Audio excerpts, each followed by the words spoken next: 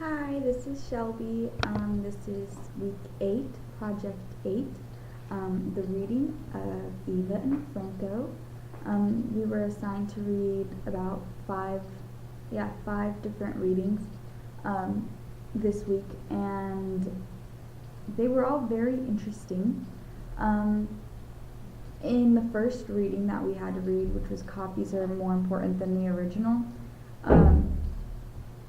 I got actually a lot out of that. Like, basically what I got was what they were doing when they took the hell.com, when Mates took the hell.com and posted it on his own site and made it available for everybody else. He just used what the artist had made. He used it in a way that the artist didn't intend him to use it. But we do that every day. We do that in everything that we do. Like, a chair, for instance, is made for sitting. That's its primary purpose in this world, is for people to sit on. But we use it for all kinds of different things. We use it to prop open the door. We use it as a step stool or a ladder type of thing to reach something that we can't get. So I'm sure that the person who designed a chair wasn't thinking that it would be used for those purposes. And I think that's like exactly what Mates was doing when he took hell.com. Like, all he did was make it available for other people. Like, he took what the artist did and used it in his own way. And that's basically all he did. I don't see anything wrong with that, because we do that every day. We use things in different ways than they're supposed to be used for all the time. So I think that Mates was just using it to help other people.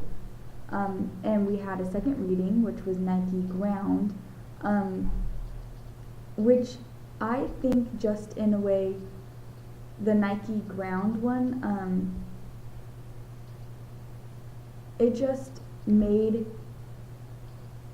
people think. Like, for me, what I took out of it was not to care really what other people say. Like, the only reason why people, or that even Franco did the Nike Ground project, was because Nike was so worried about other people. Like, they were so worried about what other people were going to think and say about them that they would get offended when someone said something negative and things like that.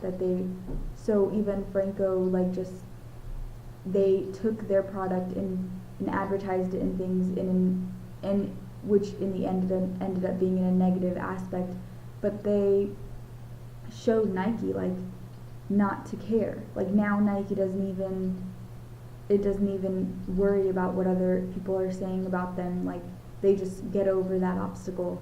But I think that's what even Franco made Nike realize. And I don't know if that was their intention, but that's what I got out of it personally, was that I just shouldn't care what other people say and think. Like, that's going to make me more vulnerable, and that's not what I want to be. So that's what I took out of it.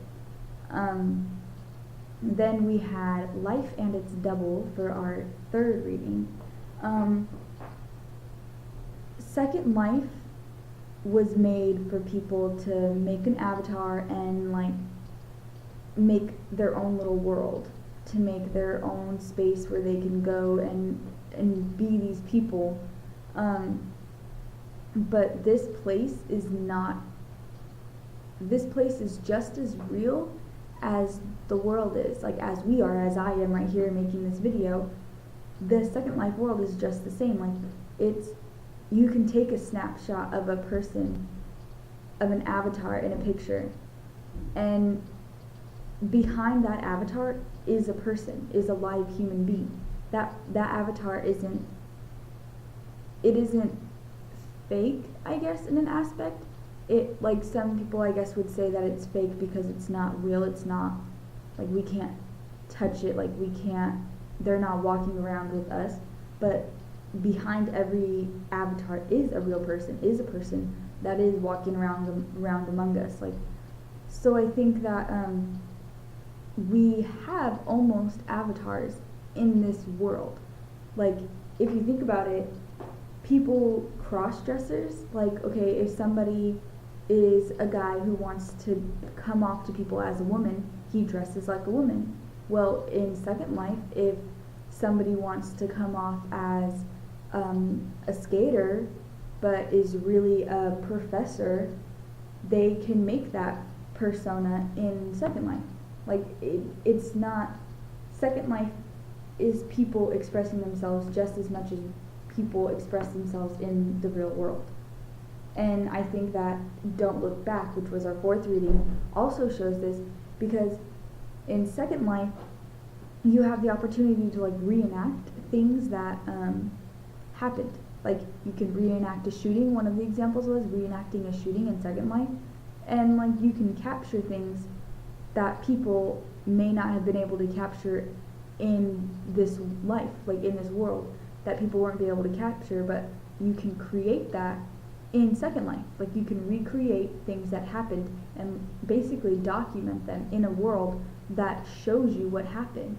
Like, you can replay it over and over again, and it reenacts things. Like, I guess you would say it's almost like a movie, because you reenact things in movies, but in Second Life it's different. Like, you see the people doing it, and it doesn't cost like money, and that the money that movies cost. And Second Life just opens it up for you to see what really happened, and not to,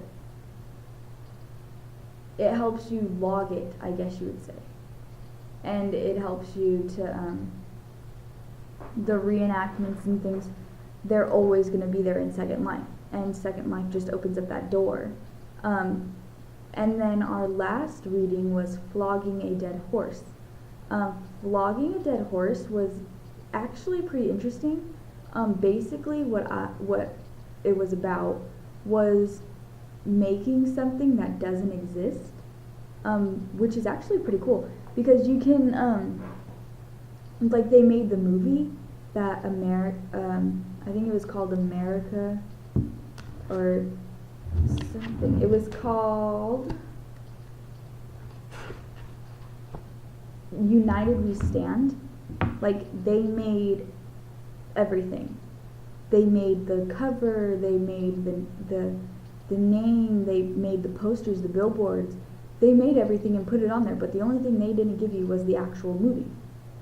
And I think that's all that Flogging a Dead Horse means. Like, you can go around and advertise something that may not even exist, type of thing.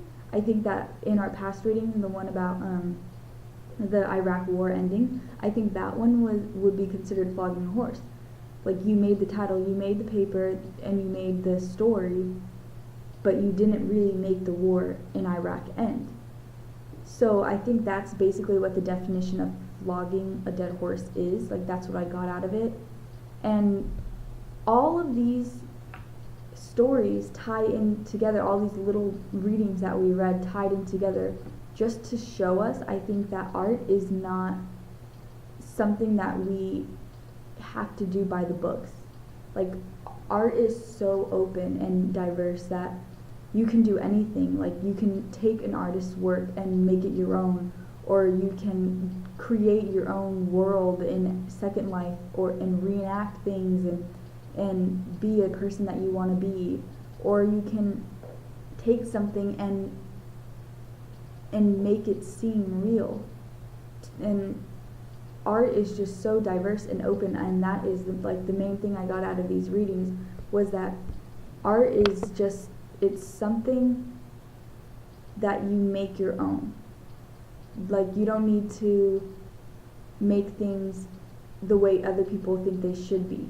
Like, you make art the way that you want it to be, and represent yourself in your art. And I think that's the main thing that I got out of these readings, and I'm excited to read the next readings for next week, because I think I'm just learning so much more about art, and it's great to open my mind and see different perspectives, and I'm really excited.